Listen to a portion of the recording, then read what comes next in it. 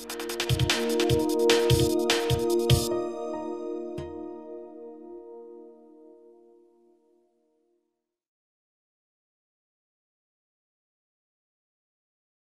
afternoon, everybody. Welcome to today's event on censorship, surveillance, and corporate transparency. My name is Guobin Yang. I'm a member of the faculty at the Annenberg School. Professor Monroe Price, who was supposed to be introducing our speakers, has family emergency and can't make it. So it's my honor and pleasure to introduce our speakers today. Very briefly, and I'll later on turn to Rebecca to introduce more about the project, but this is part of a larger year-long university-wide project on new technologies, transparency, and human rights, funded by PAM Provost Global Engagement Fund. The project is anchored at the Annenberg School Center for Global Communication Studies, but it is also a multi-school collaborative project, and the other schools include the Wharton School, Penn Law School, the Arts and Sciences, and Engineering. So Rebecca has really brought together almost all the schools at Penn. Our speaker today is Dorothy Chou, a senior policy analyst and leads Google's policy efforts to increase transparency. She manages the day-to-day operations of the policy strategy team at Google's headquarters and works on civil liberties and disaster relief projects, as well as issues concerning internet jurisdiction. She will give a presentation on Google's transparency report, followed by a panel discussion with a group of distinguished internet scholars from around the world. And the scholars are sitting in front here. From the order of the list I have here, the first one is Ronaldo Lemus, who he's missing. Is missing at this point. Director, I'll introduce him anyway, Director of the Center for Technology and Society at FGV School of Law in Rio de Janeiro, Brazil. Professor Hu Yong there. Associate Professor at the School of Journalism and Communication, Peking University. Mala Vika, yeah. A fellow at the Center for Internet and Society, Bangalore, and visiting scholar here at the Annenberg Center for Global Communication Studies. And Gregory Asmolov, a PhD candidate at the London School of Economics, a contributor to Global Voices, Runet Echo, and an expert on social media in Russia. I would also like, finally, to introduce to you Rebecca McKinnon, who will serve as a moderator for the next 2 hours. Rebecca is a senior research fellow at the New America Foundation and a visiting affiliate at the Annenberg School. She is the author of Consent of the Networked, The Worldwide Struggle for Internet Freedom, a co-founder of the Citizen Media Network, Global Voices Online, and a board member of the Global Network Initiative, an organization working with companies to implement core principles on free expression and privacy. So Rebecca will actually introduce the project in more detail to you, and I'm going to turn this over to Rebecca. Thank you so much, Guobin.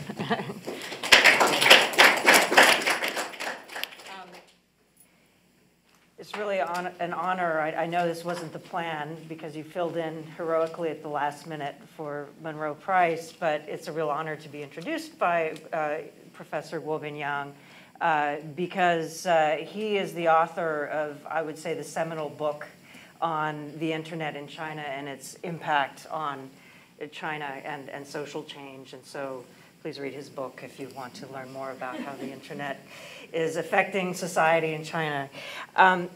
Just a little bit more about the project that this speaker series is part of, and we're really thrilled that Dorothy could come and that we have these great panelists to really have a conversation, I hope, with everybody in the room about what's going on.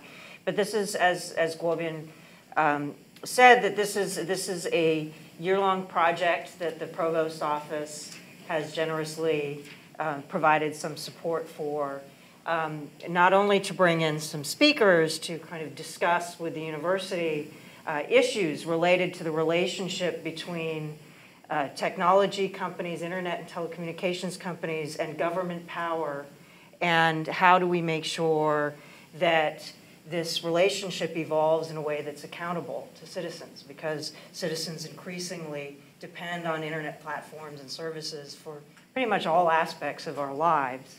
And the way in which companies interact with governments and the kinds of demands that governments are making on companies and how this whole relationship is handled is really critical to whether or not people ultimately are able to exercise their rights.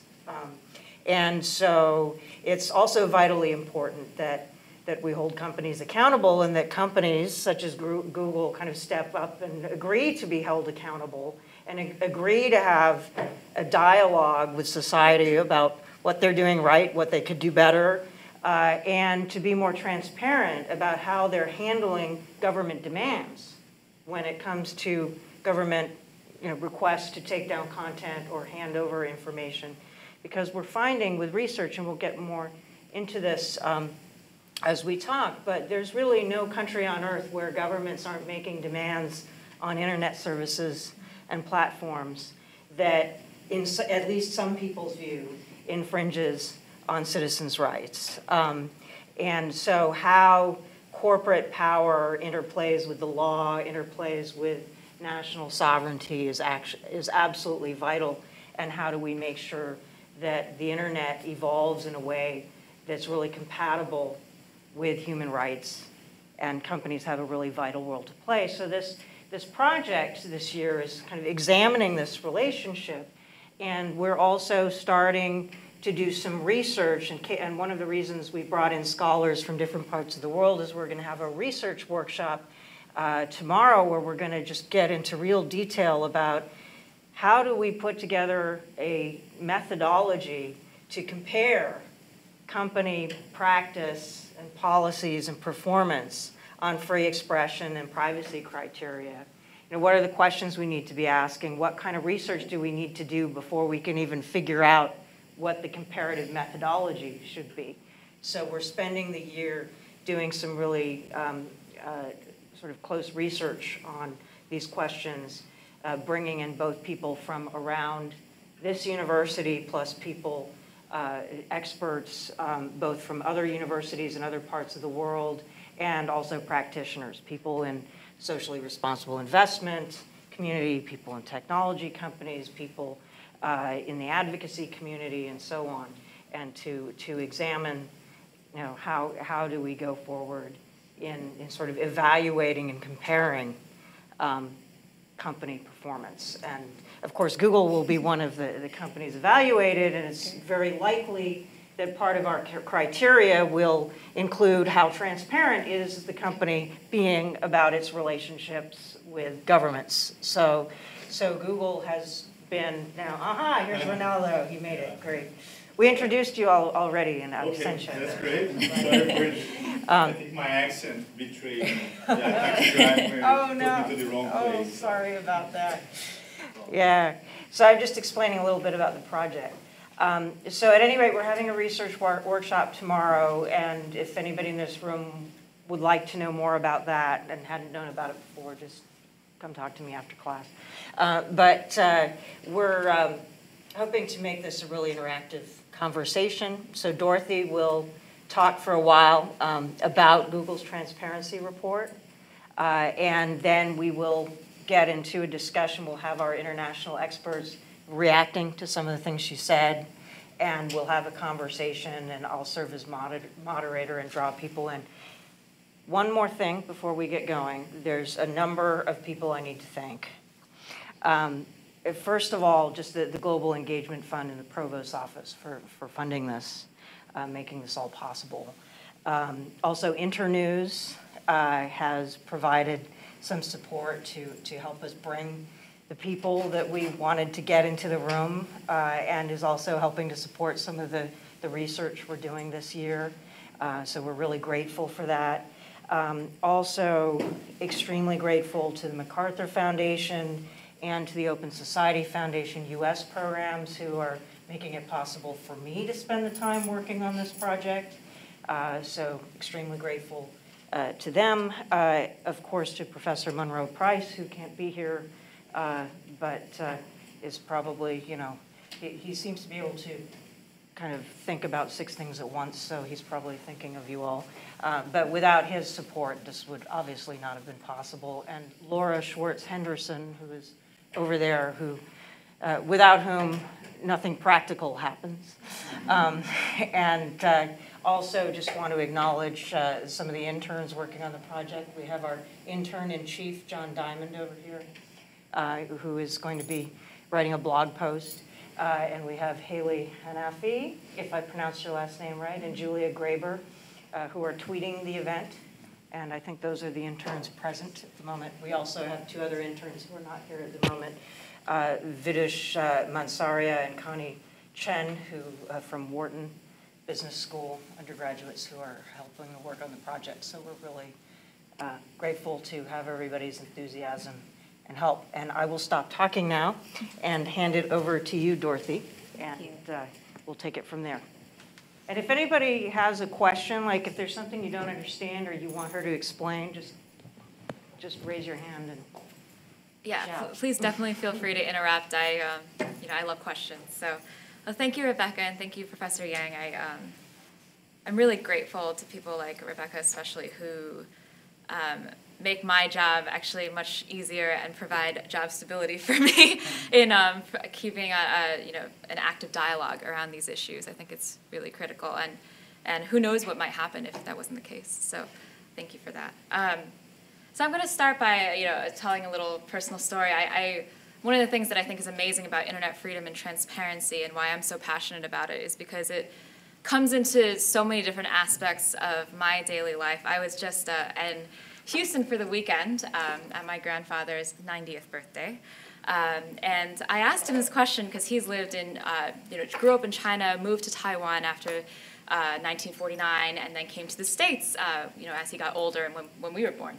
And so I asked him, where did you like living the most? In my head, I love being at home. So I was thinking, don't you miss things? And he goes, oh, the U.S., absolutely. And I asked him, okay, interesting. Why is that the case? And he said, with all of his years of just, you could tell he was thinking back on all his years of life and experience, and he said, because of the political stability. Which I thought was a very unique response, because as a person that's grown up in the United States, I've taken political stability completely for granted. It's something that I've come to expect in my daily life, and it's something that really underpins and allows me to exercise all the different rights that I have, including in the U.S. we say life, liberty, and pursuit of happiness, but I've never thought of political stability as a precursor or undercurrent to all of those other things, and so that was interesting to me. And then I asked him, what made it so unstable in China and Taiwan when you were there? And he said, well, it's because when I was growing up, it was literally the turn of right after the Chinese Republic began, and so there was this constant conflict of old and new, and old and new. The Qing dynasty had just ended, and then the New Republic, and so he's like, you constantly felt that sort of struggle between the old and new. And I thought about it, and I was just thinking, that's not so different from the world we're living in right now. I mean, you see multiple revolutions happening around the world, or at least this constant conflict between an old way of living and a new way of living, and a lot of it's brought on because of the internet and because of this democratization of access to information, and this, breaking a lot of this monopoly of power that's held because of a lot of opacity. And so, I started thinking more and more about transparency and why is it so important? Why is this project in particular so important, especially in society and in companies, and we're even trying to get governments to produce their own reports.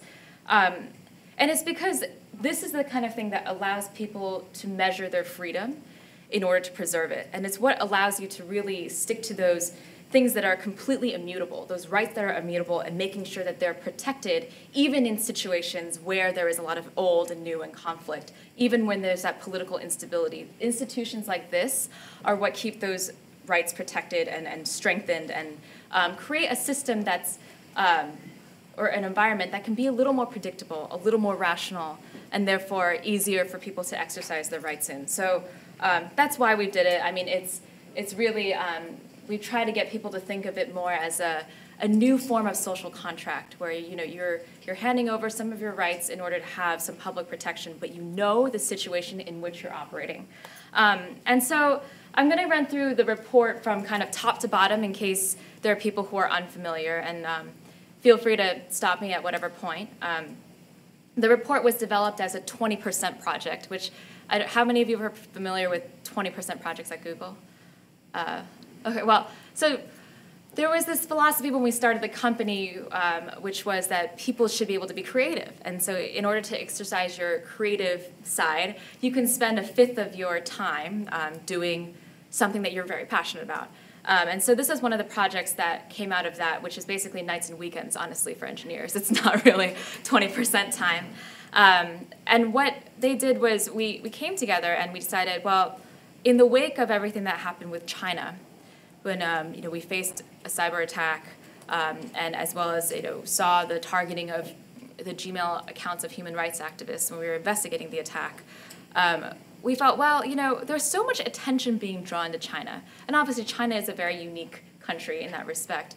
But there are so many other countries around the world where there are very similar things going on, or there is some censorship or some surveillance of some kind, and we really wanted to give a broader picture of what's going on. So what we did was we launched a product at the time called Government Requests. And right now you can see this, the first part, which is Government Removal Requests. So every time for a 6-month reporting period in which governments have asked us to remove information from our services. So, for example, like a blog or a YouTube video or a search result. And what we've done in recent months is you can see this type of breakdown of what law was being cited when they asked us to do the removal. Was it a court order or not? And you can see that so many of these requests come in under defamation laws. And what we're hoping is that countries and governments and citizens alike can actually take a look at this and see, is the law of that governs copyright or that governs privacy and security or defamation or any of these things actually being enforced in the way that we intended and actually done effectively, or is it leading to more censorship? So we've been pretty trying to highlight different cases, and you can compare the differences over time. You can actually see that from the time we launched this report in 2010 all the way until now, we've actually every time tried to increase some detail about the government requests that we're releasing. We also put in here some notable observations. And the reason we do this is because we think it's important to point out when the system we believe is being abused or otherwise. Yes? Yeah, I just want to be clear, these are requests that come in as official government requests or requests in general? These are requests, official government requests, so they have to come in from some arm of the government. They do include court orders, though, which could be a third-party arbitration and then coming in through the courts. So like I said, they're updated about every 6 months or so. And in that same data set, we also included user data requests, which is every time governments are asking us for user information in a criminal case. What is like something that would come in that's a non-court order? So it can range. It can range to a number of things. It can be a phone call from a government official saying, I want this removed, and we usually go back to them and say, well, you need to submit an actual request. We may also get a phone call from a local law enforcement agency or a very informal kind of request from local law enforcement. It happens all the time. I mean, requests to, I don't like this video, it's critical of the police, can you please take it down? That counts as a government request. So after the exit of Google, Google is out of China, it moved the service to Hong Kong. So do you still get government requests? From China. From China? So that's a good question.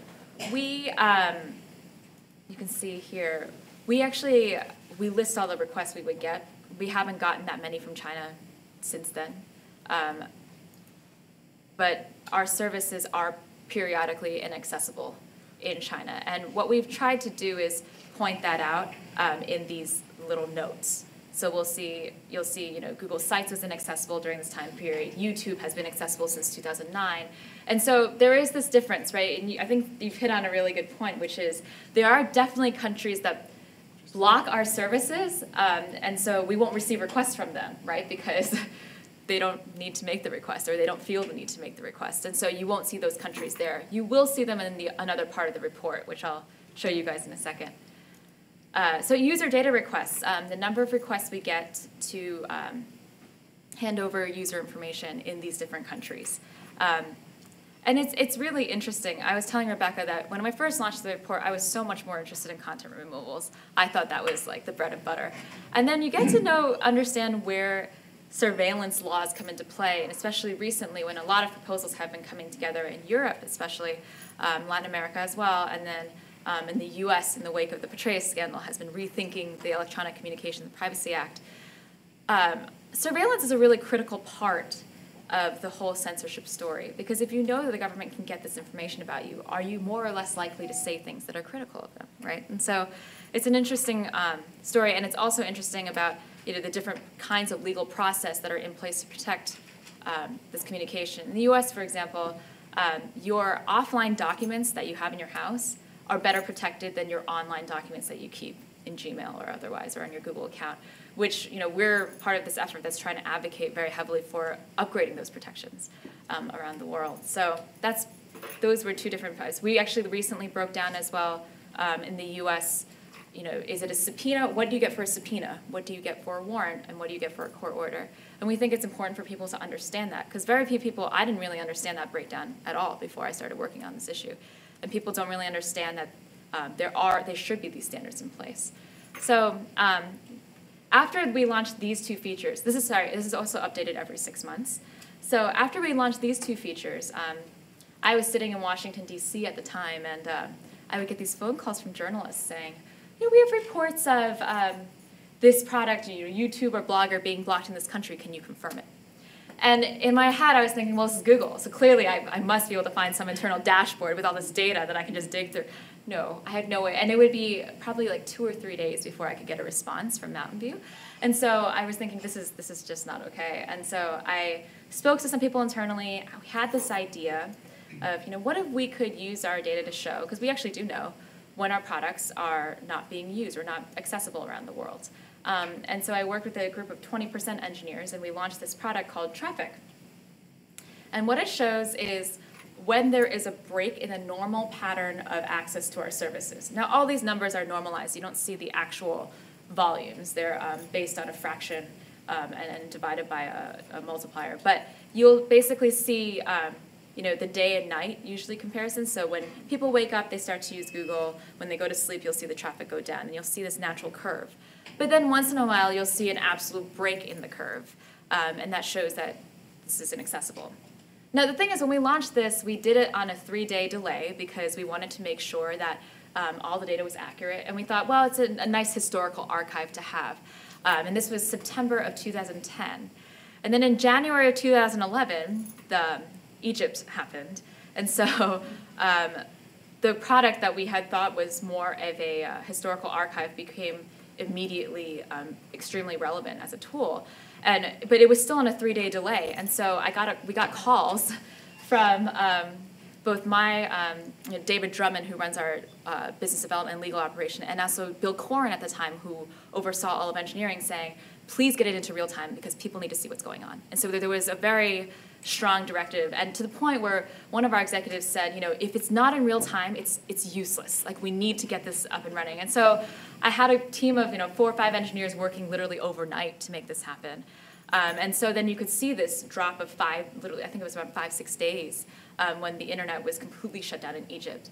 And the truth is, not every block is this clean. I mean, this is because it was just a complete shutdown of everything.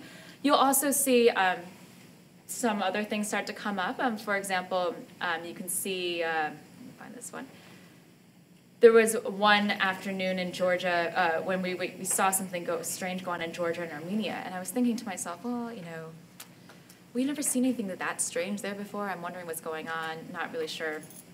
And then we saw in the news later on that this 70-year-old woman had happened to cut a copper cable. And if you look at if you look at the reasons why, I mean, copper prices were going up, so I guess she was just scavenging and needed some money, but that was the single point that carried the internet between Armenia and Georgia. And so you saw a 6-hour outage in both countries. And it actually, at first, we all laughed. We thought it's really funny.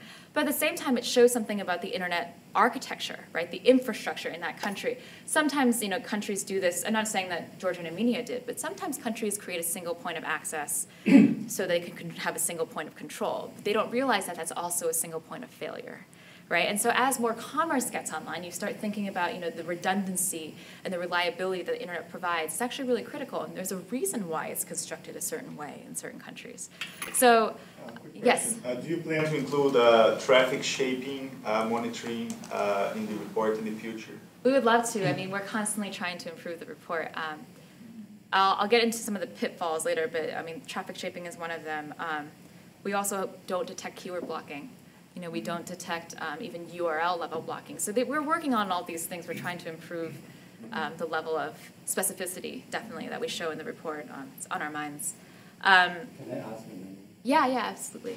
For example, we are seeing on November 9th, China all Google services were in access. Yes. Does that also include mobile devices? So you'll see that we include a certain set of products here. We're working on expanding the set of products. This is just the products, if I'm really honest, it's a set of products that at the time we thought were most relevant, and we probably have to update this. I mean, it's been 3 years now. But we are working on more and more products. I think for me, one of the products that I would like to see, for example, is encrypted search. Because if a government's blocking encrypted search, you know that they're probably looking to do something. So, yeah, but right now it does not include mobile. And this is actually, so this tool is all in close to real time, and it's a couple hours, maybe delay. So yeah, you see a lot of the patterns of use. And then last year we were talking about, we were seeing more and more copyright notices come in that were definitely just blatant abuses of copyright. I mean, to the point where it was, one competitor trying to knock another out of the search result and still claiming the IP rights. And so we were thinking, well, and search is really an issue because search, it's a bit of a different kind of platform than, say, like one that we own, like YouTube, where we host the material. Yes? Yeah. Could you clarify what copyright means on the internet? I realize it's kind of a big question. Yeah, that is a big question. I mean, it's basically I guess, if we're talking about the Google definition, it's basically, the right of the person who created the material to have like exclusive rights to that material, and you would have to be able to pay or purchase or get permissions to be able to reproduce that material. Now, it's obviously, since the advent of the internet, this is definitely under a lot of scrutiny, and there's a lot of arguments for what fair use is versus what's not, and otherwise. And we are engaged in constant, consultations about the evolving copyright regime, and what does that look like from now, for now versus like, 20 years ago even. So, yeah, I know it's not the greatest explanation, but I don't think I have like a concrete definition, to be honest, to offer either that I'm happy with, at least. So, but we operate under, for example, the DMCA, the Digital Millennium Copyright Act in the U.S. And so the way that I would say like sort of that notice and action system works is when we get a notice from a copyright holder or from an organization that represents them, we are obligated to remove that material, and otherwise we face certain liabilities. And then if we receive a counter notice from the person who uploaded that material or created that online, then we can reinstate it and wait for the court to kind of arbitrate and see who's actually correct and who's not. And we don't like to be the party that has to arbitrate that because we think that should be decided by a judge. But what you've seen happen is we started seeing more and more search removals being requested. And in the context of updating legislation, we thought it was important that people actually understand the total volume. Mostly because when we have discussions without these numbers, people don't actually understand what we're talking about. they think it's really easy to remove all of this material. But as you can see, in the past, since we launched this product, and we have data, I think, since July 2011 all the way until 24 hours. So it's updated every 24 hours. In the past month, we've received 18.5 million different requests for URLs to be removed. And it's hard, and it's impossible for us to basically scan through all those and make sure they're all accurate. And so there are going to be errors. There are going to be removals that probably shouldn't happen. We try our best to kind of find the errors and protest them as much as we can. And you can actually see examples of some of the URLs that were submitted that we didn't remove at the bottom of the page now. This is fairly new. But the bottom line is we're doing all of this because we think it's important to have data, actual numbers about how the flow of information on the internet is affected by government policies and behaviors. And it is missing a lot of things. I mean, it's missing, like I said, the different types of details and traffic. It's also, without other companies and governments themselves doing it, we're really just a numerator without a denominator. You don't know the overall impact. For example, a government could issue us 5 requests and issue another company 200 in the same time period, and we wouldn't know the difference. And we also have a situation where there are gag orders. Once in a while, we're not allowed to disclose certain pieces of information. So it's an incomplete data set. But as with all things Google, we like to launch and iterate, which means we want to get the data out there first and then see what happens. And there are a lot of other issues. I mean, I think what we need in the end is for one, more and more companies to commit to doing this type of thing as an institution, as, especially one that controls access to information or in some capacity or has, a role in that ecosystem. We have 5 other companies currently doing transparency reports. Twitter, actually 6 now, I think. Twitter, Microsoft, LinkedIn, Sonic, and Dropbox all do some sort of transparency reporting. And we're working to hopefully get some governments on board, and if not, some nonprofits who are willing to take the open data that's already out there and centralize it and create a report. And we're also really looking to researchers like Rebecca, like you all, to make sense of the data, because at the end of the day, we're focused on creating this product. We're not necessarily digging through all of the information that's in there. So in order to interpret it the right way, data is not really that useful without the interpretation. So really looking forward to having some more academic analysis done, especially now that we have about 3 years worth of data to play around with. This is really great. I'd like to ask our panelists to make their way to the front. And while you guys are doing that, I've got a question for Yeah. you. Which is that, looking at the surveillance section, or Yes. the data requests Yes. section, the curve goes like this. It's going steeply up in terms of the number of government requests. And we opened some tabs, which we can show later, of the EFF, the Electronic Frontier Foundation. They did some really good visualizations, talking about taking the Google data and then other groups kind of using it to try and visualize what's going on. They kind of did these bar graphs with data requests by country, and you see kind of a lot of major countries, a big rise. And the bottom bar there is the US with a rise of requests. But the other thing that I find really interesting, and I think some of these visualizations, people can go to the EFF website later and kind of play around with these visualizations. They're very interesting.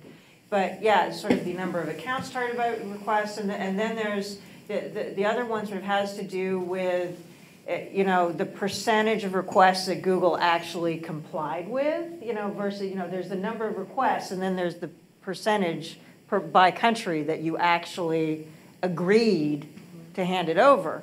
The point being is that there's a percentage pretty much everywhere that you're refusing, that you're turning down. Yes. Because your lawyers determined that request was not actually in accordance with the law of that country. So you have government requests that are actually not legal by their own country's laws. Mm-hmm. So legally invalid Yes. requests, Yes. if you want to put it politely, or illegal requests if you want to put it impolitely, or something like that. Or not legally valid requests that your lawyers have examined and determined that you are within your legal rights in that country to say no.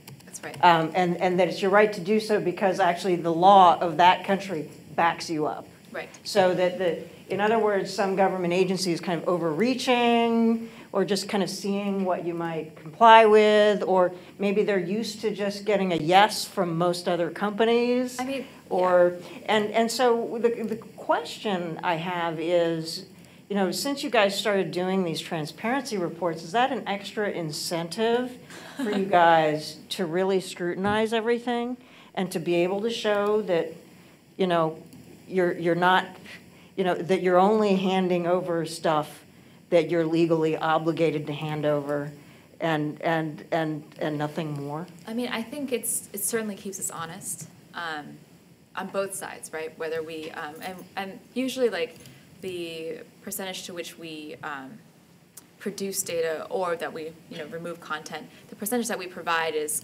compliance in whole or in part. So it could be a partial compliance, it could be complying with the entire request. And so the cases in which we actually say no, we gave a flat out no. It might be we're pushing back and the government never replied to us. But there's certain criteria that we use generally. I would say, one, the request should be written. Two, it has to be signed by the appropriate authority. Three, it has to be citing the appropriate law. And then four, it has to be sufficiently narrow. So when we say that, we actually do evaluate every single request and we say, is it actually, do you really need all this information for this case? And I mean, the thing we always cite is in 2006 when we refused the US government request of 2 months worth of search queries. We just said, you don't need this information. We went to court over it. And I think what I find really inspiring is I don't actually do the day-to-day receiving of the request. I do more of the project management and production of the report, the analysis of numbers, the policy side. But when you talk to the legal team that works on this, I mean, I've seen them travel, miles, like a whole day for a two-minute court appearance to basically say, we're not going to hand this over or something like that. We do have a really strong team that works on this and really works to protect the user. And part of it is we're not just doing this because we're like nice people and a good company, even though I do think we have certain values at Google, and I'm proud of that. But I do think it has a lot to do with we have a long-term business interest. If you think about, Google's never been a company that takes small bets or makes, tries to do a short-term. We don't make very many short-term moves. What we try to think about is the long game and how to change things over time. And so the commitment to transparency is more for us about user trust. And I know it sounds like a tag word, but it's true. I mean, as soon as users think that we're handing over tons of information to the government, I highly doubt that they'll be using our services, if we're not scrutinizing. That could be a false assumption on my part because, for whatever reason, I don't think every company is as vigilant as we are. But that's how I would feel if I was a user, frankly. Yeah, because I find it really interesting that it's hard to see here, but if people go and look at it later, what's really interesting with those bars kind of at the bottom, and then there's one that kind of shows Europe. So these are the percentages that you're saying yes and no to, basically, these bars here. And so in Europe, you're refusing like almost half the requests. Yeah. So the point being, democratic governments are really overreaching, at least when it comes to Google's universe here, Right. which is fascinating. I mean, even beyond that, I think your requests in Europe overall have gone up by 100% since we launched the report. Overall, requests have gone up by 70%. But you are seeing different legal regimes start to inch in on people's information. For example, the Dutch government, the Ministry of Justice has a bill on the table that says, police should be able to hack into user accounts, go through people's entire account, and then basically delete the information they find illegal, and then hold you responsible for it. I mean, and this is a government that traditionally really is great about free expression, especially, right? They're leaders in this space, and so you start to think, if they knew about, maybe if they saw more of the data, maybe if they had the numbers, they might make a different decision. I don't know. So. That's not limited to the jurisdiction of the Netherlands. Yes, it's extraterritorial. They're notorious for reaching the hacking. But I was just curious, are you happy with the position Google's in the sense of this moderator between democratic governments and the citizens? So I think, that's a tough question. So I think as an intermediary, right, we're in a really tough position, and we actually try to be as neutral as we possibly can in that we strongly, strongly, strongly prefer that the courts decide what is and isn't illegal rather than forcing companies to do that. I mean, it's an impossible position for us. And, I mean, do you really want a company deciding what is and isn't illegal? I mean, the reason people elect governments is so they have rule of law, so they have the ability to say, you know, I like the way this law is being enforced or not. With companies, that's not the case. Like, we're not, you know, we're not elected. So we definitely think that it's part of their democratic right to be able to decide that. That said, I think there are more and more burdens being placed on intermediaries in a really tough way. In some cases, to the point where if we don't comply with a request immediately, you know, in Russia, for example, you know, it's in the law now that they can IP block us, basically. Right? Any service where we don't comply with a request immediately, like there's stipulated in the law that they can issue a court order, I think, to an ISP in order to block us. And so that's really tough for us, right? Because we want to be able to do the right thing. We want to be able to push back on requests that are overly broad. But if you're threatening us with the possibility of cutting off our service, it makes the decision harder. In other cases, you know, if you impose liability on companies like us, it's also, you know, creating a huge financial burden to us resisting requests that we find to be overly broad. So, I was thinking whether the change of the model of business that Google is doing. Google was started mostly providing services, now getting expanded to providing products like cell phones, laptops, and this sort of things. May change the behavior of Google, because the recent case of block add-on on Chrome, which is an add-on for Firefox, it was formerly, and then for Google Chrome, that block the ads that you do not want them. And Google deleted from the web store, so you cannot install it on Google Chrome anymore. okay. So, and it is something that you expect Apple do all the time, not Google. So, and this change of behavior and characteristics, do you think it is the result of the change of type of business that Google doing, more becoming look like Apple? I mean, that providing products and then deciding that, okay, I want you to control your behavior as a user. I can't. So it's hard for me to speculate. I'm not actually as familiar with the ad side of the business, to be honest. It's probably easier for me because I'm not. But I would say that generally, the philosophy at Google is that we want to be able to serve the user first. So if users show us that they don't like what we're doing or they don't like our services, then you can do that by basically saying, I'm not going to use Google, I'm going to use somebody else. Because we allow you to take your data wherever you want, you know, with our data liberation policy. Then I think we would have cause to reconsider. I mean, for me, part of why we do the transparency report is so we can get that kind of feedback, is so people can say, like, I mean, you'll see the level of enforcement and how we respond to governments, but you also see that we remove some stuff in response to community guidelines. You know, we have on YouTube, for example, certain community guidelines that say, like, no shocking content, no nudity, a few other things. If people are upset with the way we are running our services, I think we fully acknowledge that they might leave, right? We allow you to take the data out, and that's why we allow you that choice. And for us, you know, that's an indication of where we are in the market, quite frankly. You know, if people don't want to use our services, then they don't have to, and then we will adjust in time, you know, to accommodate them in our business. So let's kind of transition to our panel, and sure. You know, we can keep the questions going, and then you get a chance to kind of sit, so we don't keep you standing too long. But you mentioned Russia, I'd just like to ask Gregory Osmolov, who I've known for quite a number of years, who's a real astute observer of the Russian internet and internet culture in Russia and free expression issues and so on. And of course, Russia recently there's been new laws passed, new internet restrictions that are sort of ostensibly to control porn and protect children and deal with terrorism and other things like that, but are having broader effects. And sort of what how are companies responding to that? And if you could tell us a bit more about some of these developments and what you think their implications are. Should I use the microphone? Okay. Maybe use it just so everybody can hear you. Can you hear me better? Yes. Okay. So I think that Russia is really a very interesting case study because on the one hand, the internet is a very major part of the life of the majority of Russian citizens. It's now more than 50% of people in Russia that has an access to internet.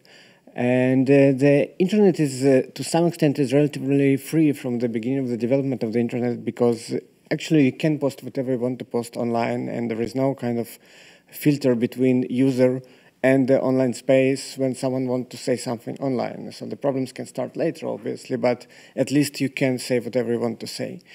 On the other hand, indeed, we can see in last year a very significant increase in the number of legal initiatives, and actually government some kind of realized to what extent the internet is central. So it's unprecedented growth of different types of initiatives in the parliament and in the government in order to restrict the internet and in order to control the internet. But the major problem of Russia is not about the laws, but about the interpretation of the laws. And there is some kind of gray sphere between the definitions and the law and what is written and how people actually interpret it and the different types of informal relationship between the companies and the government. Obviously, a very interesting case study was once we had the election campaign for parliament and for presidential elections last year, because that was when internet really became a very crucial factor in political life of people, and government to some extent realized that this is a huge problem and it can be a source of threat and source of self-organization in response to what's happening, and also people used internet in a very significant way in order to disclose and to show the degree of fraud during the elections. So an interesting case study that I just want to tell in just a few seconds took place with a major Russian social network, Vkontakte, which has a very big amount of users. And the Russian security services, FSB, requested from the head of Vkontakte to close a number of groups that deal with different types of sensitive political issues. And at some point, he publicly refused to this request. And he argued that it's not a political position, but it's a business position, because if people will know that the network, the social network, collaborate with the security services, so they will move to other social networks that are not Russian-based, like Facebook. So he protects the commercial interest, and he did it in a very public way, which was kind of very provocative, and not many people in Russia do it in front of a request from security services. So it was a kind of interesting and famous story, and he was kind of supported by public. On the other hand, the same network created a lot of, the same social network Vkontakte created a lot of questions, and just 1 week ago, one of liberal newspapers actually published an information that the managers of this network, the central people in this network, collaborate with FSB despite all this public position that was exposed 1 year ago. So there is no actually clear understanding in Russia, not about interpretation of law, not about the form of relationship between the government and the companies, because all these things take place in different rooms, in different personal relationships, in different informal channels. And that's kind of a problematic situation when you don't really know what's going on and you have a lot of rumors. But the last point that I would like to make, that the major problem, in my opinion, is not about the relationship between government and companies, and I cannot expect too much from this type of relationship. The major problem is about the users, because the majority of users, actually, I'm not sure if they have any type of expectations about protections of their rights. I don't see any type of emergence of a movement among internet users in Russia that try to demand better protection. they also don't really trust transparency, even if it's a transparency in the way that it's presented by this report, because they live in this world of the gray things and informal things, and they don't believe in official numbers, even if these numbers are supposed to provide a better understanding of what's going on. So I think that the problem of Russia is not only about government and companies, but also about the lack of awareness and lack of some kind of movement within the community of internet users. Till the point this movement will emerge, we will see that the Russian government is continue to increase the degree of control using all these channels, which is not only about the law, but primarily the different types of interpretation of law that increase the internet control. So one quick follow-up. Do you think there's any chance that a company like Vkontakte, for instance, could be convinced to do a transparency report? I think you might convince them, but you will not believe their numbers. So it's not. Right. It's kind of pointless, you know. So that's a short answer. Yeah. And then the other question is if sort of all of, like if Facebook and LiveJournal and, you know, kind of lots of companies all did transparent, if there was a critical mass, would that matter, or would people kind of remain cynical? Again, I think transparency is kind of socially constructed concept. There is no one transparency. There are a lot of different phases of transparency. Until the point the Russian people have some kind of clear concept of transparency that is similar to this type of transparency. This is very Western type of model of transparency. I'm not sure if the Russian internet users, at least majority of them, share this understanding of transparency. So that's why I think that when we talk about transparency, we should think about the local understanding of transparency and local social-political environment and transparency within this social-political environment. That's why I'm not sure that this type of understanding of transparency can help. And you can create the similar model, but it will not really change anything because of the nature of the relationship between government and companies, and because of the nature of expectations and the concepts that internet users in Russia share. It might be an interesting start of discussion, and the Google Transparency Report is widely covered in Russia. It doesn't mean that it has no meaning. It's very important, and I think it's created a very important discussion, as I said, but at the same time, I'm not sure to what extent it will be able to make some significant change on this field in Russia. Interesting. And then we move to India. Malavika Jayaram, privacy lawyer, Center for Internet and Society of Bangalore. You've been working on these issues for a long time in different ways. And as I understand, some civil society groups have been using these reports to sort of poke at the Indian government and to try and get a bit more accountability. And I'm wondering if you could tell us a little bit about that.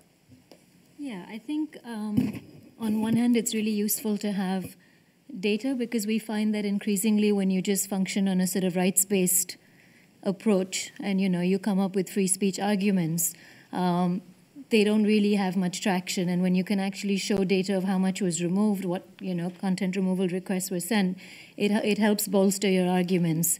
What's also interesting is that the government seems to be showing this increasing tendency to actually bypass even the rules and guidelines. And I mean, there have been articles which have said that because they want to avoid, so our Minister for Information and Technology wanted to avoid the embarrassing facts revealed in the Google Transparency Report, so he started having one-on-one conversations with all the different ISPs and companies saying, we don't even need to officially ask you to take down content. How about we impose a self-regulating mechanism whereby you pre-censor? So, you know, so that we will never have data about how many requests we ask to be removed because we don't have to ask them.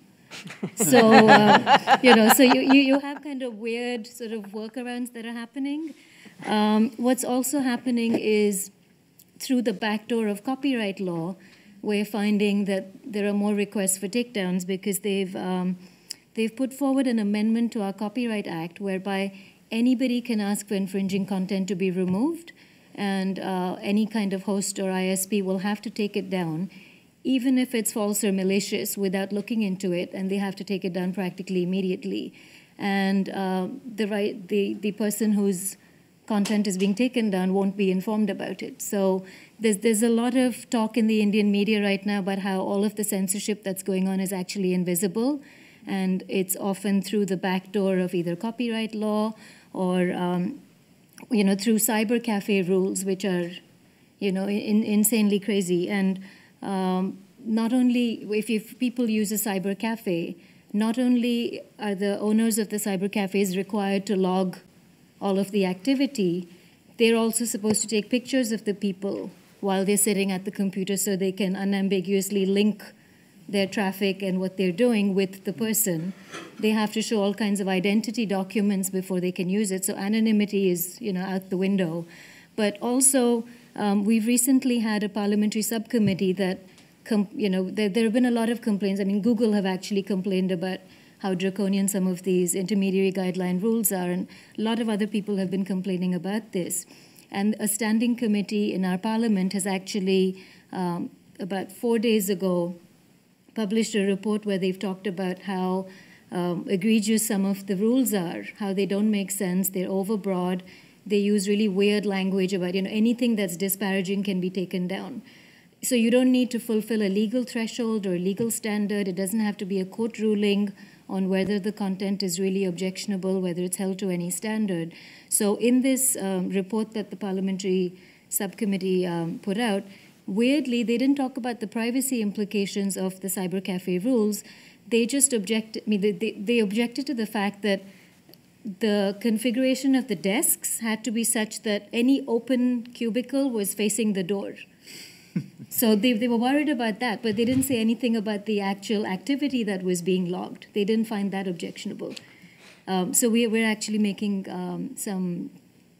we're taking some steps to give feedback to this report. But in other respects, the report has completely slammed our intermediary guideline rules and said you can't have censorship by the back door.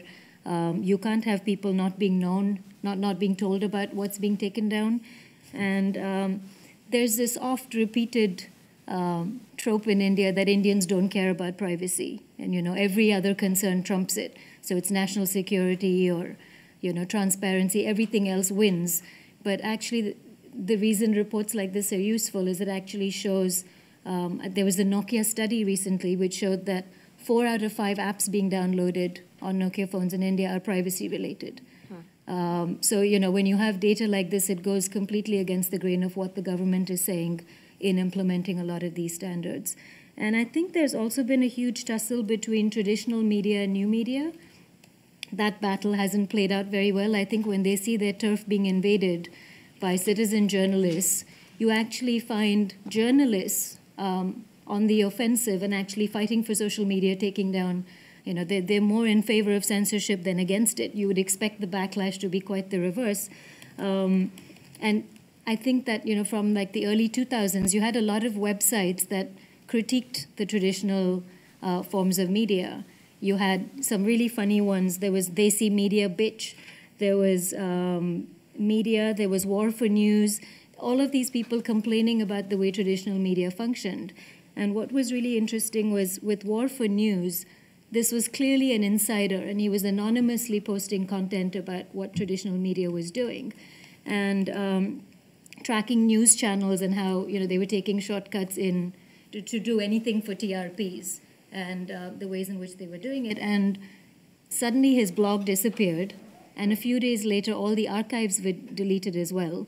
And people did some investigative journalism and found out that it was an actual news channel that was really upset by all of the comments being made, and they put 6 of their engineers on a full-time job to track down the identity of Mr. War of the News. And actually track from all the IP addresses and, use all the information to figure out who he was, like triangulate him down to it's Mr. X, and actually force him to take down the blog. So I think when all of these things come out, either through, reports like the Google one or other kinds of efforts to actually push transparency, civil society advocates have a lot of data, especially when there are gaps between what the government says it's doing. They say, oh, no, we haven't made any requests. And then it shows, 381 requests are actually relating to political content where they don't like cartoons about prime ministers or other ministers. So I think it sort of exposes the gaps and it shows you where the real censorship is taking place. Great. And then moving on to Brazil, and Ronaldo Lemos from FGV Brazil.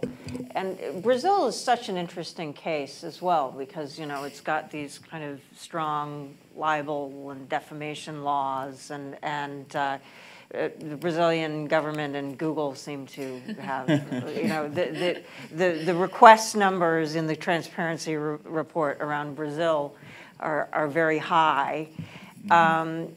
And so I'm sort of curious whether these reports have had any impact on the ability to advocate for policy and law changes, or whether it doesn't, or, you know, just kind of how that plays out, and whether more companies doing this type of thing might be helpful. But I'm also kind of curious to know, in terms of the internet service providers, you know, the ISPs, the telecommunications companies. And Brazil, you have a lot of players, you know, both Brazilian companies, but also companies from other parts of Latin America, from Spain and so on, acting in this market.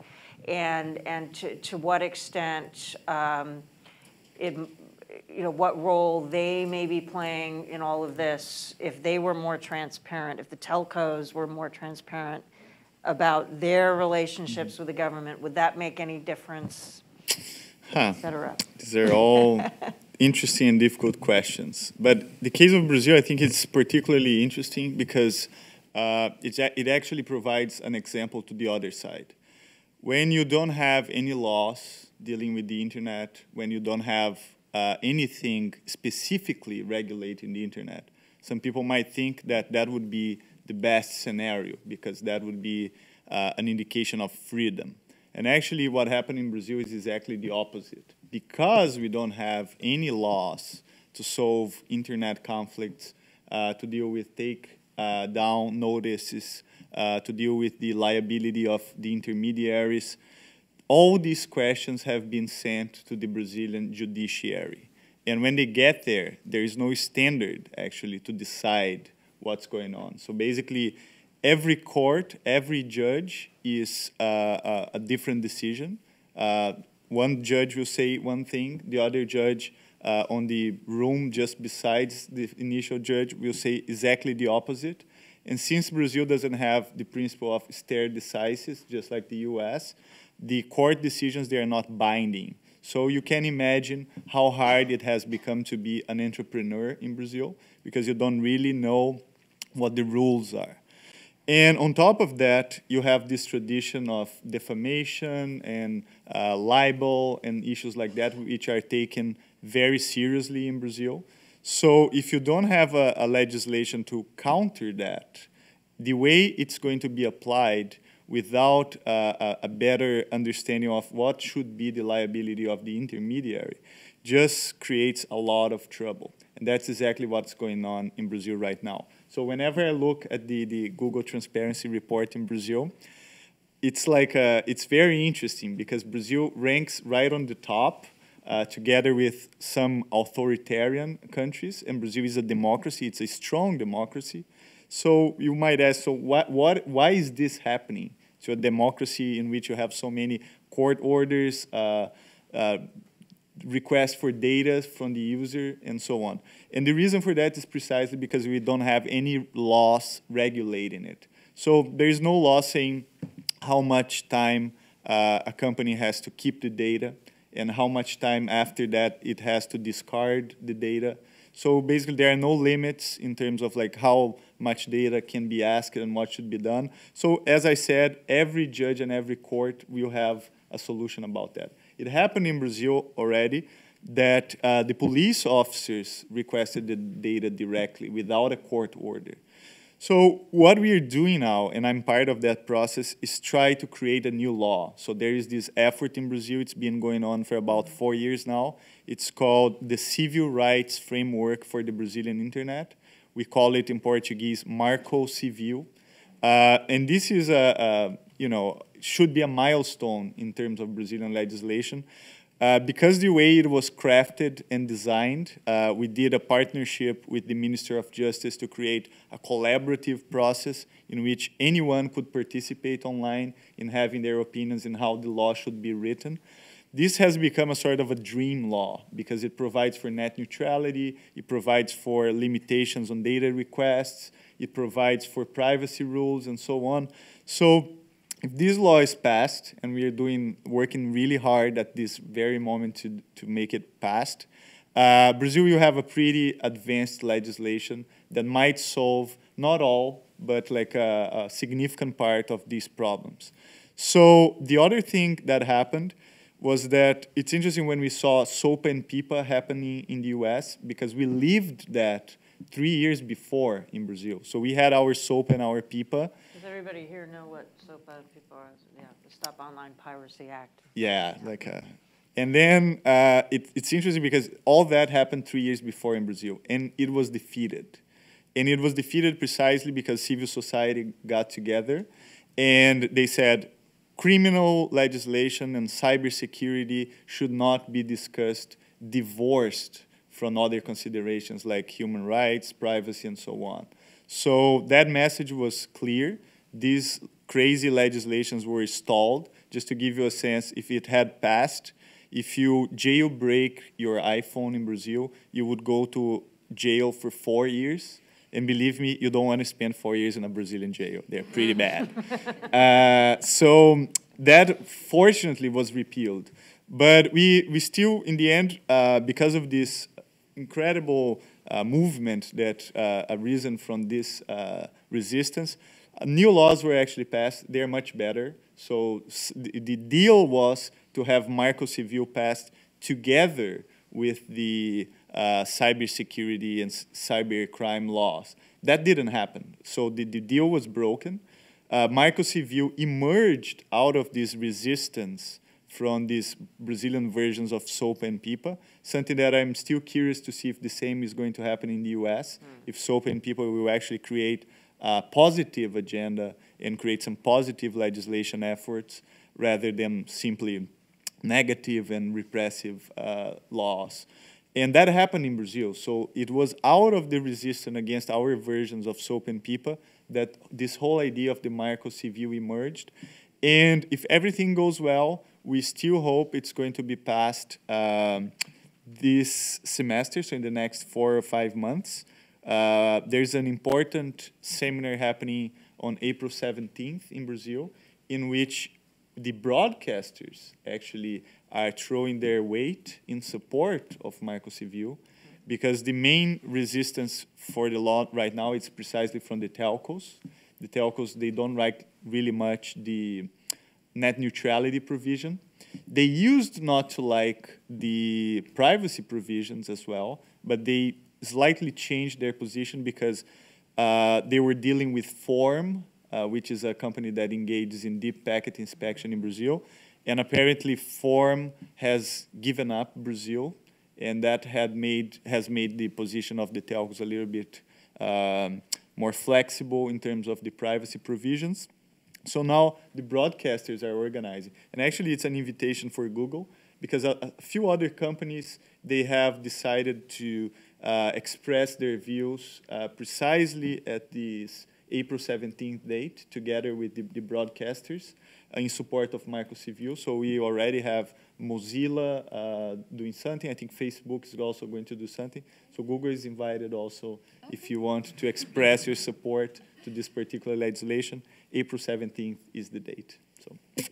Cool. And then last but not least, China, which Professor Hu Yong, who I've known for a long time. Professor Hu Yong actually comes from a broadcasting background and is a very famous blogger and famous on Weibo, the Chinese version of Twitter. And I imagine there might be some people in the room who followed him online, possibly. But at any rate, you know, China and Google obviously have a very special relationship. And Chinese companies, of course, you know, the Chinese internet is its own universe with Chinese versions. You know, you have Baidu and instead of Google kind of dominating the market, and Weibo instead of Twitter, and, various Chinese companies, which of course get lots of demands from the government, many of which it seems, are, if you really analyze them according to Chinese law, are probably not according to Chinese law. That's my impression. And so I guess it would be, do you think there's any chance that Chinese companies could ever do this kind of transparency reporting? And then I guess the other question is sort of following up from Gregory's kind of statement earlier about how, in Russia, people are kind of so cynical about data and about transparency that it might be kind of futile anyway. Do you think that the attitude in China is similar, or do you think there's appetite for pushing companies to be more accountable, or what do you think? First, I'm very pessimistic about the production of transparency reports by nearly all big Chinese companies, ICT companies. We do not have exact data about how many removal requests from the government. The government imposed a lot of not only the laws and regulations, but also arbitrary policies toward those internet companies in China. So I think this has become routine that every day there must be a lot of posts, either blog entries or Weibo messages. The companies must have they have to remove them, or even delete the whole account. Sometimes, as users, you receive notice from the so-called Weibo little secretary, and they have this notice, and the bar, and the tab, and whenever you say there is some notice, for a majority of notices will be inform you that a certain message or a post does not comply with the law or whatever, then it has to be blocked. And at other times, you can only see it in your timeline, but you thought it was there, but actually other people cannot see it. So they'll play all kinds of tricks with that. So I do not foresee any change in this regard because the information controls are still very tight, and the companies, even if they are very big, but in this regard, they kind of become very weak because they do not have the bargaining power with the government, and so they want to do the business. They want to earn money in China on Chinese market. So for a lot of occasions, actually they have this complicity with the government. On the other hand, I also see a kind of user awareness of their own rights. Maybe we can call it the information rights, because in the past several years, they have this huge kind of conflict between internet giants. Probably I mean, people outside of China probably they won't know, like the like QQ, the instant messenger company. Right now is very big. Just they're promoting Weixin, in English called WeChat, on the mobile platform. So it's hugely successful company, but it has a very fierce conflict with another Chinese company called 360. because both companies want to install kind of software on people's personal computers, and then but they're trying to block each other. So basically, the QQ says, if you're a QQ user, you cannot use this 360 software, whatever software installed by this company. So this is a very famous commercial conflict in China. And after that, I think many users actually think they become captives of those big internet companies. At the end, it is the Ministry of Industry and Information called Information Technology called MIT, which is in charge of the Chinese information sector. So it gives an order. Actually, it orders both companies to stop fighting. So then they move the whole battle into the into the court. It becomes a legal battle.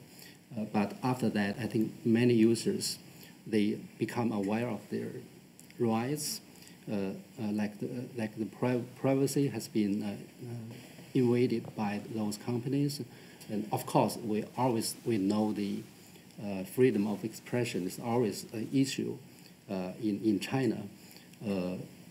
Just several days ago, we have this famous lawyer in China, very famous. So one day he, he found out that not only his Sina Weibo account, but also his Tencent Weibo account, whatever his Weibo accounts, has been completely deleted, and also all his blog entries has been deleted because some of his posts is always gets the attention of very high level official, so it's kind of rare, in one day all his Weibo and blog entries has been totally deleted. And then there is some kind of like campaign on the Weibo sphere, the people supporting this lawyer, and the lawyer tries to produce another account, but it gets immediately deleted. So you can see this kind of story happening on the Chinese internet. So on the one hand, I'm very pessimistic about the probability of the government will not produce its transparency report, but also all the Chinese companies will not do that either. But on the other hand, I think the Chinese netizens, they're really they become kind of more aware of their rights, but the problem is that they cannot organize very efficiently. So you can see a lot of expressions on the internet, but it's mostly like expressions. It's not actions. The only exception is the netizens. They launched a very successful campaign against the Green Dam. The filtering software, which is the government tries to forcing everyone install this software. I think that's a successful story. After that, we haven't seen new ones like that. Yeah, the case of the Green Dam software, and that was back in 2009. Yeah, and the government was trying to require all computer vendors, manufacturers in China to sell their devices with this basically censorship software pre-installed, and it's meant to be a child protection software, but it also was blocking all kinds of political speech, and it was sending people's personal communications to some server somewhere, and it was. But what was interesting in that case was that it seemed like there was a division in the government itself. Like the government itself was not unified about whether this was a good policy. which seems to be one of the reasons why people were able to organize against it, because the government itself was divided. I agree. Also, the government has received huge pressure from actually the Western countries, especially the commercial part. You know, many chambers of commerce, not only the European, the Japanese, and the American, they exert huge pressure on the Chinese government on that. Yeah. And then the reason why internet users have not been successful organizing since then is because of the censorship and surveillance, right? It's because of the companies, you know, there's been some research about, you know, like Weibo. There was a big Harvard study that was looking at Weibo censorship and what kinds of content was getting deleted most quickly. And they found that it was less about how controversial the content, but the extent to which the content had to do with action. And that was the content that was the top priority. And I mean, organizations are always the most difficult part in China. It's so no matter what you are trying to organize for whatever things, it's very difficult. So it also applies in this, you know, consumer rights on the internet is the same thing. Yeah. So I want to make sure that people have a chance to react and ask questions, but I also, Dorothy, do you have any sort of reactions to any of this? I mean, you know, we started with a picture in Russia, you know, that isn't terribly optimistic. And is that kind of, are you concerned in a similar way?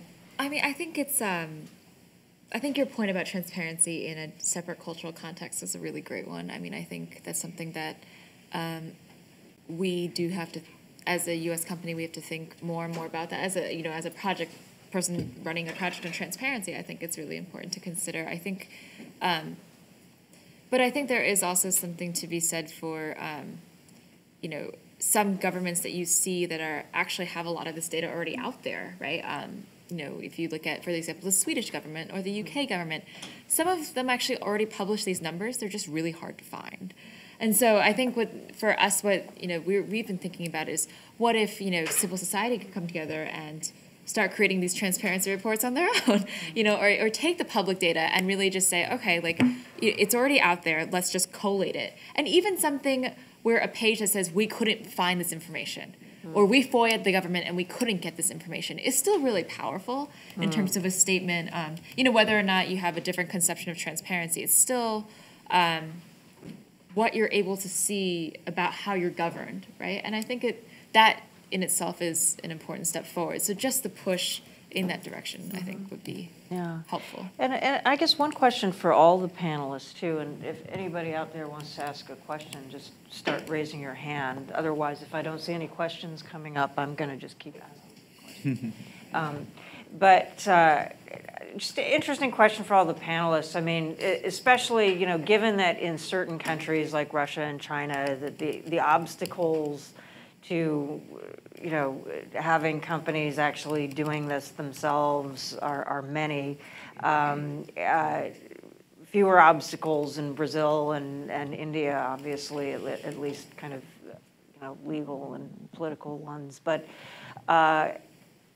if all the major kind of multinational internet and telecommunications companies started doing this kind of thing. So, okay, maybe Chinese companies, that's a distant dream. And, you know, maybe it's going to take a long time for people in Russia to really feel that it's important. But if all the European telecommunications companies and, you know, Latin American telcos, and, you know, if in addition to Google and Twitter, Facebook started doing this, and you know, we've now got Microsoft doing it, but if more internet web companies started to do this in more detail, would that start to make a difference, even in countries where there's going to be less transparency or less interest in it, or less cultural kind of concern for it? Just interested in what people think. Regarding the Brazilian case, that's for sure. So the impact of the report has been great in Brazil. It actually, the first issue actually was published after microcivil had been in discussion already. It helped, and I know for sure that the government was really worried about the report. And actually, the first reaction on the federal government was to say, no, this is not the government, this is the judiciary. We don't have anything to do with that. And then they, it's a hard way to be evasive.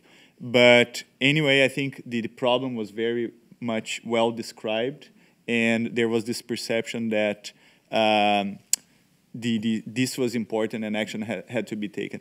Just a very quick note, there's another thing that happened recently in Brazil, which is the papers were actually saying that Google decided not to implement a data center in Brazil and decided to go to Chile because of the uncertainty of the Brazilian laws.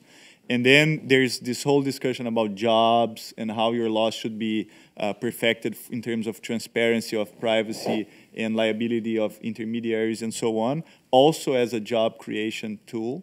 And that has also been very persuasive. Yeah, the economic case. Yeah. I think it does matter, and it can create this kind of chain effect. But in this case, I believe that this type of data is just not enough. Because when you look on the Russian numbers, for instance, so we have 62 requests, and most of them are denied, but you don't know what are these requests about, what kind of discussion was around these requests. So I think that users might feel more secured, for instance, using Google than Yandex, for instance, or using Facebook than Vkontakte, if you have this type of information when you see proofs that you, as a user, you are protected by the company when government wants to do something about you. But then you need more information than just kind of statistics that I can see from here. So the question is, to what extent, for instance, Google is ready to expose more detailed information about the nature of requests, why they were denied, to provide the legal case studies around specific cases, because in this case I believe that it can change things, but the transparency should go deeper. That's my opinion. Richie, and Richie, by the way, is from Privacy International, and you're working on a very interesting project, actually collecting data that's available in different countries. So maybe you can tell us a little bit about that too. Well, that's kind of like what Rebecca's doing with companies, only with countries and governments and various things like that. The question that I had for the panelists was, how long do you think it'll be before governments get wise and just issue a load of gag orders with their takedown requests or any variation request? In which case, the figures can be quite easily. I mean, if I was a government and I wanted to cover my tracks, I'd make sure there was a gag order issued to whatever service provider I was actually asking the data from. So actually, when the Indian government blocked a lot of websites and Twitter handles, they didn't disclose the reasons. They didn't say under what section of what statute it was, and they specifically told the host not to disclose the reasons. And so they were all in the order saying, don't say that this is being done due to a government order. But those got leaked. So there are enough people within government and within civil society who will find a way for that information to get out. And the second it leaked and we realized that, here are the 300 URLs that have been blocked, we did an analysis of what these were. And sometimes they were the most ridiculous things. And, so it turned out that when there was an incident of there was some hate speech against few people, a particular community was being targeted, their lives were in danger, and there was this mass exodus of people. When you actually looked at the 300 accounts that were being blocked, 1 related to hate speech, 5 related to images that were being circulated, which were actually good ones, saying that these are doctored, don't go by these images, they're all rumors and lies, you're safe. The others had absolutely nothing to do with the incident. So I think actually when the information, even though there is a gag order, I think the backlash is that then people look at why was there a gag order and you realize these are completely unrelated to the event. And I think people find their ways around the gag orders. So we're still essentially relying on whistleblowers.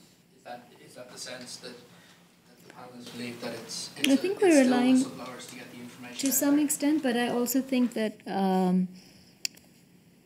the business case is actually forcing people to get more data out there. And I think that, I mean, companies have self-interest at stake. They don't want to spend the money on pre-censoring. They don't want to look at the content flowing through the pipe because it's just a waste of their time. That's not their core business. They're a platform. They're not interested in censorship. It costs them a lot. They don't want to do it if they don't have to. Some ISPs will do it because they're nervous of losing their telecoms licenses, but a lot of multinational companies will push back and say, we don't do this anywhere in the world, we're not starting in India. And they have the legal resources, they have the ability to say, get a court order and come back, which a lot of the smaller companies don't do.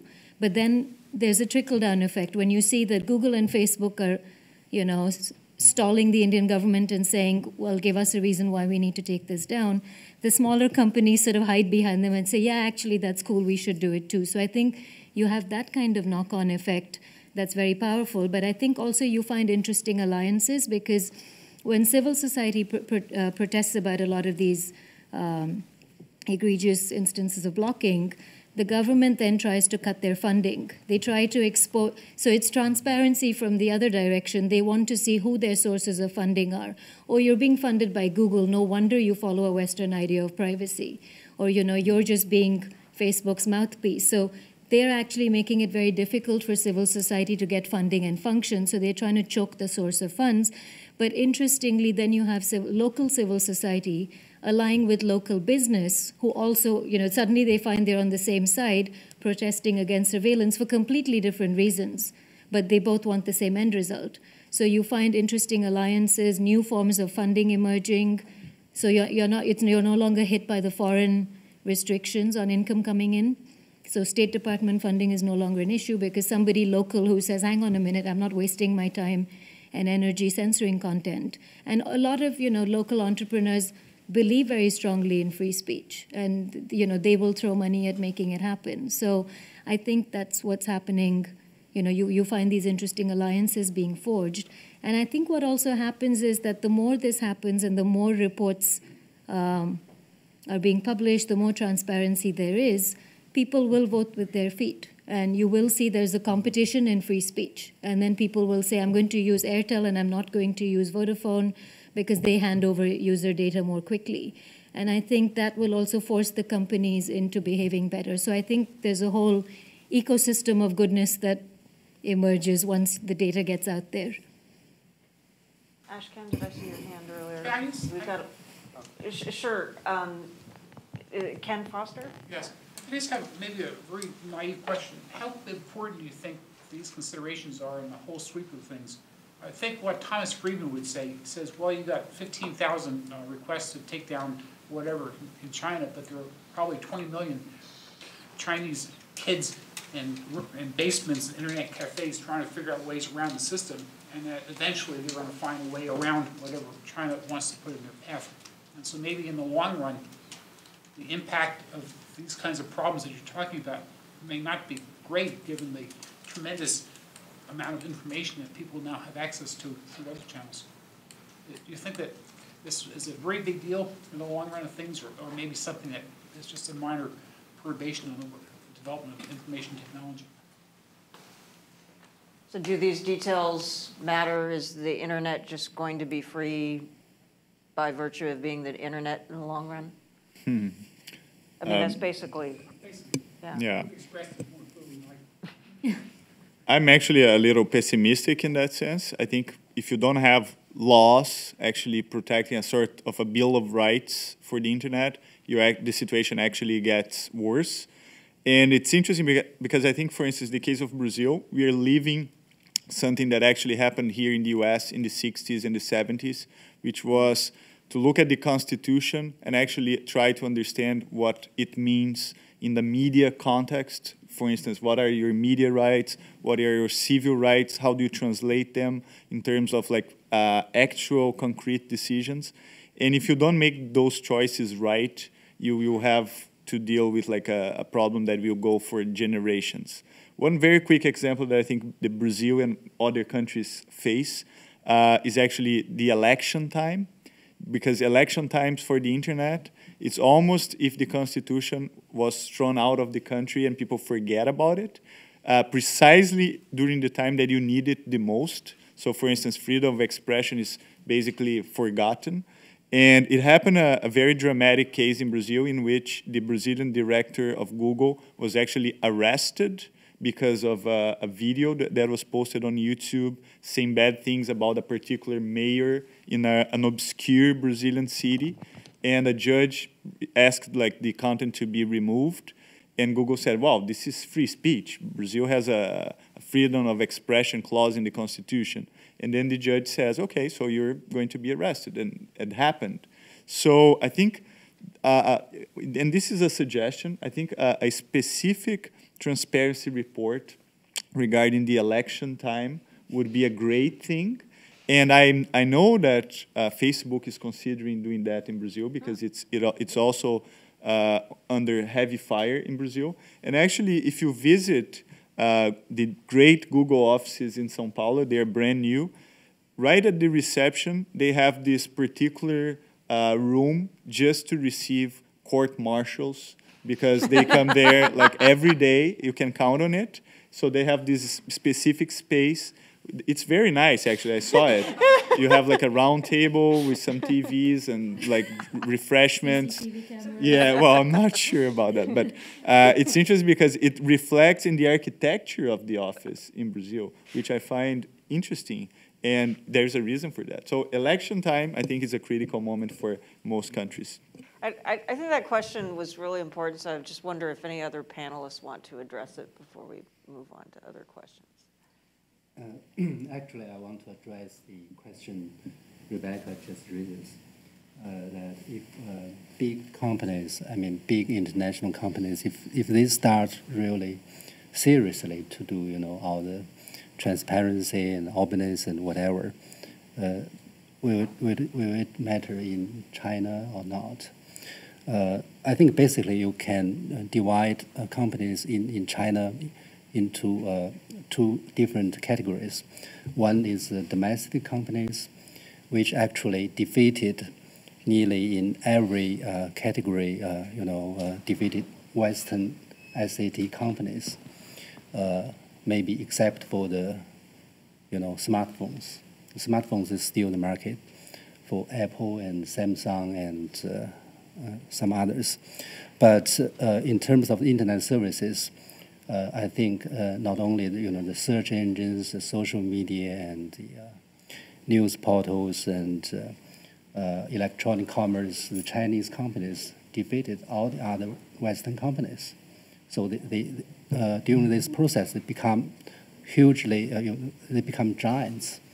So for those companies, but of course you have to consider the fact that Facebook and Twitter and YouTube are blocked in China.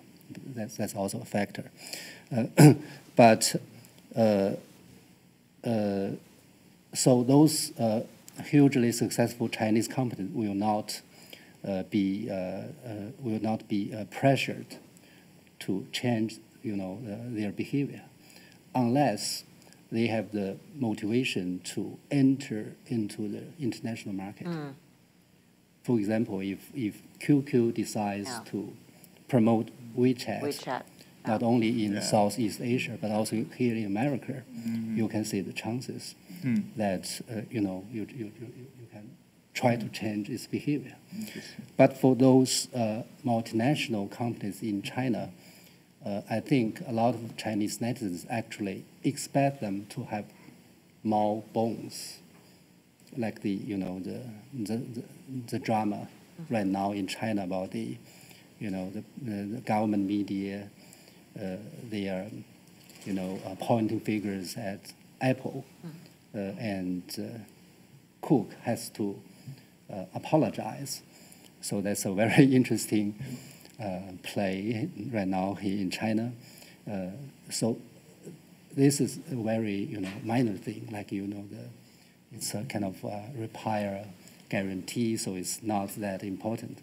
But I think more basically it will come down to the censorship issue, because the app stores maybe is the only field with where the Chinese government cannot totally control, because all the other internet outlets or channels has been controlled very well by the government. But this mobile platform, this mobile devices, it has a kind of new mechanism, new system.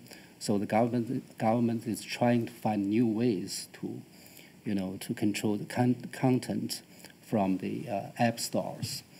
So I think it will be a very interesting story to observe in the future. And we can say after Cook apologized, at least the excuse disappears. It reminds me actually of the Google case. It's kind of very similar because all the government-controlled media, they are beginning at the same time, they attack Google several years ago. So it's a kind of replay of things in terms of Apple at this moment. So, but if Apple can insist its policy, it will be kind of difficult for the Chinese government to try to impose its policy upon the whole new applications. So I think it's a different picture. That's really interesting. So I know there are a lot of hands. I'm going to try and sort of go in the order of my memory, the people who had their hands up like a couple questions ago. But if I don't get to everybody before 6:30 when we're scheduled to end, we are going to be having some refreshments outside, and so people can hang out and talk and get their questions addressed if we didn't have a chance to get to everybody in the session. But Ashkan Soltani, sitting back here, is an independent technologist and privacy expert, and has had a lot to do with a number of interesting stories in the news the past few years, I would say, related to privacy. And so you've had your hand up for a while. So if I can, I'll just briefly answer or respond to your point, which is that question, not point. Or your question, which is that I think it is important only because the equipment that powers these connections between these countries now has a lot of features for security and for traffic shaping and such that will allow it to implement easily things like content filtering, surveillance, blocking. And so, in the early days, internet equipment did not have a lot of these features, and now all of the security features provide, turnkey solutions to selectively block URLs, selectively surveil certain IP addresses. And so I don't think it will naturally develop openly unless we have some policy in place that enforces those rights. But my question was more about, I think it's kind of pointed more to Dorothy, but it's not specific to Google. It's more about a kind of a general question. The title of this panel is about censorship, surveillance, and corporate transparency. And so for me, I'm a privacy researcher. I have a number of threat models, and my threat models are government access to data, but they're also kind of corporate or even kind of rogue employee access to data, as well as more and more kind of third-party hacking and kind of breach of data, right? And so I think Google's done a really great job with the corporate transparency side, especially the NSL stuff that you guys put out recently was pretty bold and pretty cool. But I'm wondering, so for example, hospitals have rules in place when employees, nurses will breach access controls, and they'll publish celebrity information, and they are aware of when internal employees wrongly access information, for example. Additionally, there's a couple states have breach notification guidelines. Just requiring that when sensitive information is breached, that you have to disclose, right?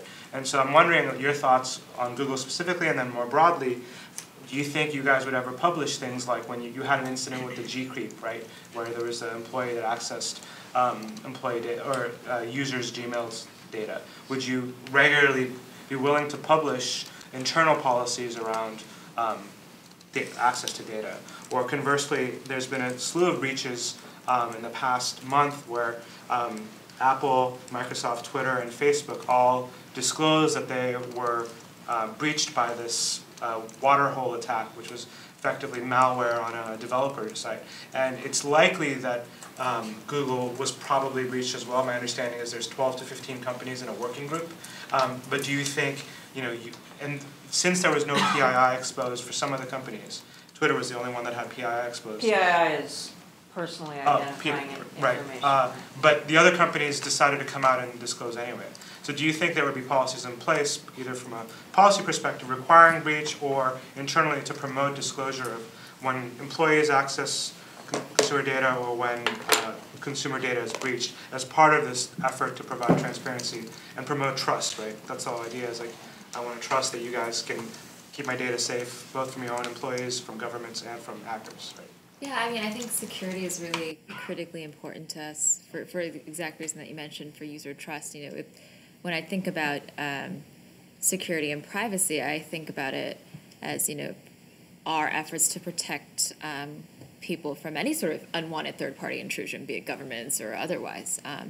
And so I think to that end, you see, from our perspective, there's a really strong incentive to be open about this stuff. I mean, I think in 2009, 2010, when we made our China announcement about us being hacked, by the Chinese government, and along with that, a number of Gmail accounts that were at risk, those of human rights activists in particular. I think that was, at that point, not an easy decision to make, quite frankly. We were one of many, I don't know how many, I think 30 companies that were targeted by those attacks. Now you see, like, the New York Times, for example, and everybody else coming out as well, which is really encouraging. I think it's also a matter of, I think you're talking about user notice, which is critical. Like, I think a year ago or so, we started, notifying people of state-sponsored attacks or potential state-sponsored attacks on their own accounts, as well as, doing a lot of things internally about efforts like safe browsing, for example, which is our effort to not only protect people on Google services, but also notify them of when there's malware, third-party malware distributed across the internet. And so it's a number of those efforts. And then we have cooperation with different coalitions, for example, to share that information so that other companies can look to block some of those sites that we know to be distributing malware. I personally would love to see more effort on transparency around security generally. I think that's a great next direction to move in. I've been talking internally with people about something along those lines, definitely. And, we're really looking forward to expanding the transparency report in that way. It's right now it covers, I think, none of these issues are siloed, obviously, but it covers, content regulation, I would say, privacy/surveillance in certain capacity, and then copyright. I mean, I would love to see it expand to much more than just those three issues. And just to follow, it seems like a weird prisoner's dilemma where, only when everyone decides, only when Twitter, Facebook, or Apple and Microsoft all came out, then it was okay. Everyone's like, okay, everyone's been hacked. But it's really hard to get one actor to come out and say. Oh, totally. And so I wonder if there's a way to get everyone on board and say yes, hacking happens. Let's talk about it. It's kind of like a safe sex video or something. I would love to see that. I mean, I think right now it's much more prevalent, much more accepted for people to come out and say, yeah, our company's been hacked. I think a couple of years ago it was a lot tougher. I think, we are making more and more of an effort. And also, honestly, I would love to see security become something that companies becomes consideration for people before they start using services. That's something that I think would be great for governments to encourage as a sort of factor in the ecosystem, quite frankly. Yeah. You have a question. Yeah, I was thinking during this talk by everyone about the downside of the transparency reports. Yeah, I think in the absence of some measurements that is advocated by the civil society and can confirmed by third parties or something, everyone said, oh, we have a transparency report, but as in the case of Russia, said whether we can trust the numbers. Who can just say that? By which measurement you say that you are a transparent company? Because this is a wonderful capacity in the liberal market that can get everything empty, turn it into a commodity, and sell it. Oh, every company now is green company. They're doing things really bad, but they have a green brand, and you buy things. Oh, this is green, and it can happen to transparency as well if we do not have measurements which are advocated by civil society. Really good point, and questions. So what should those measurements be, and how do we do them?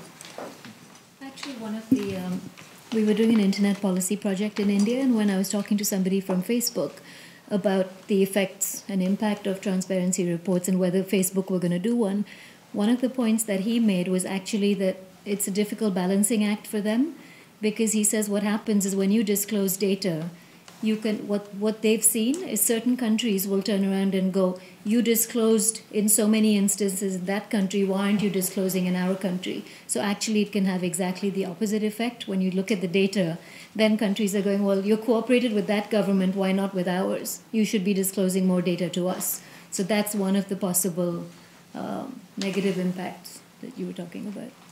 I think it's a really great point, and what we should think about is kind of dynamic model of transparency when the request for transparency emerged from bottom up, because this type of transparency is still transparency that defined in top down. It's Google that decide how the transparency should look like. And the bottom-up transparency in every specific socio-political environment in every country, we can see different types of demands for transparency and different type of requests that emerge from bottom-up. And then, if the corporation is ready to collaborate and to cooperate with the local bottom-up requests about transparency and satisfy this request in every specific country, then this transparency can be more meaningful and more kind of efficient in order to satisfy the users and promote the ideas of transparency as I see it. So I think it's a great point, and we should think about different models of transparency, more kind of bottom-up than top-down. It's a really good question. How do you create more of a bottom-up demand and model for transparency? Mm-hmm. I think like civil society is important. Freedom of information requests. For instance, Brazil has a very new FOIA law, and I think FOIA requests are also extremely important, especially because they are a tool on the part of civil society. You cannot expect this data to be aggregated by the government itself. It's not going to happen. So you have to have someone there making it available as the first step. Then you have to have civil society, and then if you can have other companies as well, I think it's also important. And expanding these reports to the other layers, because Google is basically an over-the-top company. You have to go into the telcos as well. You have to go into the infrastructure providers, the business-to-business transactions, interconnection, exchange points, and so on, because it gets more complex. If you don't deal with the whole internet structure, you're basically going to miss a lot of stuff. We can probably do one more, and then we can continue the conversation outside. I just want to supply a case or a story happening in China, and for us to discuss maybe a little more far from the topic about the data and the transparency, but I want to ask a question about the speaker from Google. So that is a very big rumor or slander that happens just in my university. That is a very famous professor has had a sex with a female doctor. Then the female doctor suicide. So so our people are very angry about that. But it's not true. It's a slander. And so this post is from America. And then all the Chinese scholars in these fields and students in all the G schools are having to see. So it's very harmful for this famous professor. Later, the main websites delete the post, but Google and Baidu still can find the website, can find the page.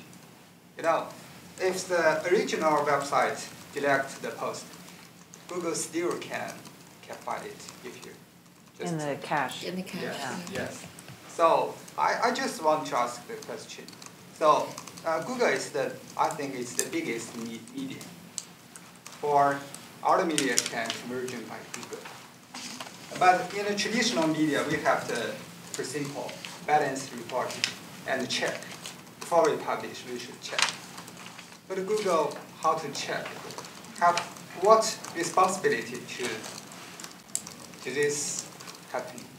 So I agree. I mean, I think that it's a unique social problem that the internet presents is, when it comes to actual cases of defamation, are there adequate means of recourse, if you want to, and that's something that's because information online spreads so quickly, right?